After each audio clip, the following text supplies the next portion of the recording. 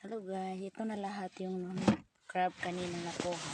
Tapos yung kaibigan niya, sabi niya mayroon pa naman siya na tira dati.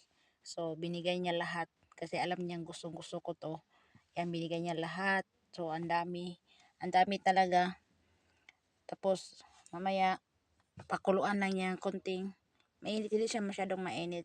Para bang ligam-gam lang na tubig. Tapos yung ginagamit na tubig, yung sa dagat din. Yan. Yan sila dito. Ang lalaki nito. Yan. Ang laki. Tag isang 1.5 kilo kada isa nito. Tapos yung iba sinauli kasi 8 lang yung dapat kunin. Unlimited lang kasi dito sila kapag kumukuha sila ng crab. 4 each per